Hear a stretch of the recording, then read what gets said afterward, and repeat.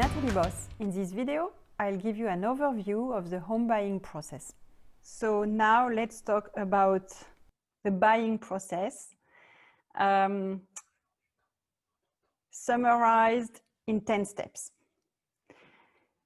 So step 1, and I cannot stress enough about that, you need to be ready.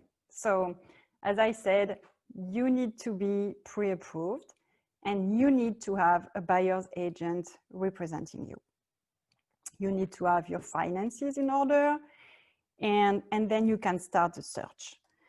So the search is really listing your criteria, sharing them with your buyer's agent, and then start to sort out the listings and go out for showings.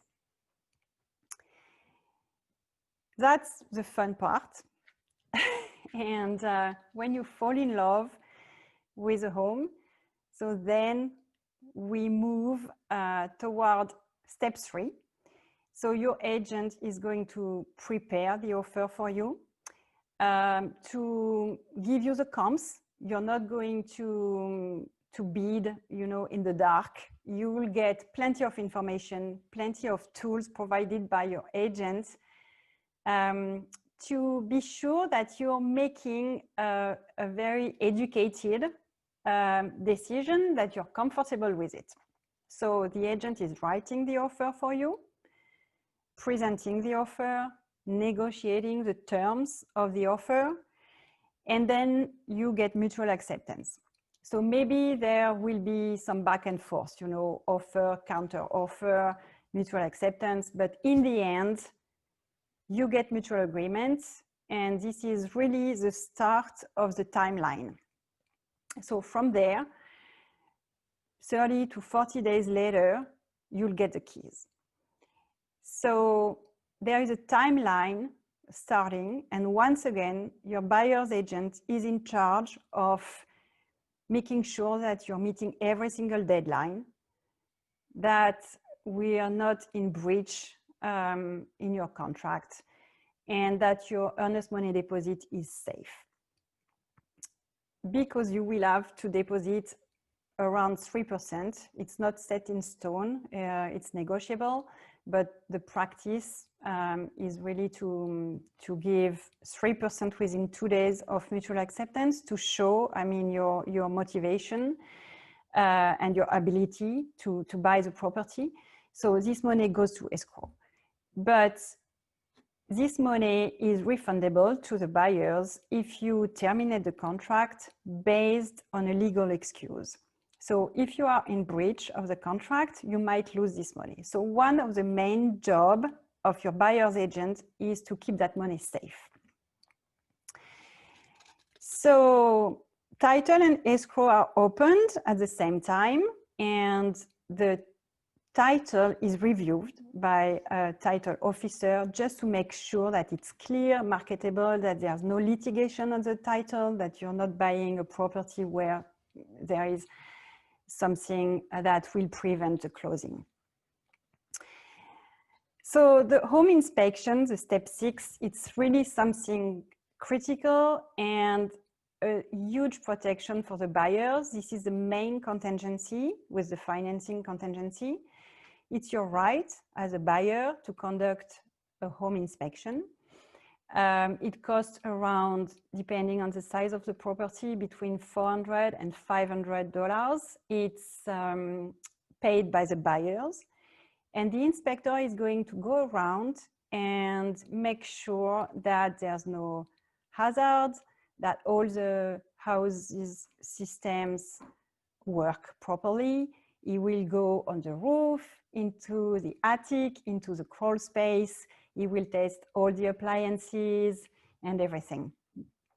So it's a huge contingency for the buyers, I'm not going to lie, because it's a way for the buyers to renegotiate the contract or to walk away without explaining anything and getting the earnest money back.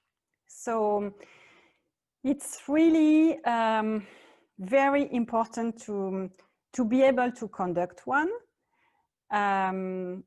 either after mutual acceptance or before submitting the offer when we are in a very competitive market.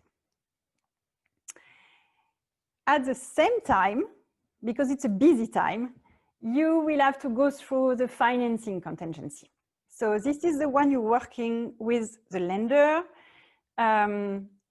Financing contingency means that if you don't get your loan, you can terminate the contract and get your earnest money back.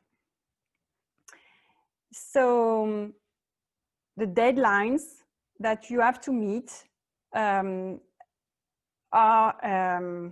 known by the agents, by you, and the lender and the buyer's agents are really paying attention that you don't miss any deadline on that one. So basically, your two main contingencies are the inspection and the financing. Part of the financing contingency, you have the appraisal, which is another safety net for the buyers, because the appraisal is mandated by the lender. So an appraiser is going to tour the home, make sure that it's worth what you're paying for, and because it's going to be the collateral for the loan. So the lender wants to be sure that he's lending you money on something that's worth it. So the appraisal contingency is part of the financing contingency. And once we get the appraisal report back at value, hopefully, if it's not at value, if it's lower, we can renegotiate the contract. If it's higher, that's terrific. You're getting a good deal. So the appraisal contingency is really the last piece of your loan approval. So once we get this appraisal report back at value, you get your loan final approval, and then we enter the last week before closing, because the loan approval will be the trigger for all the loan documentation to be sent to escrow. And once escrow has your loan documentation and your title review is cleared, then you are invited for the signature.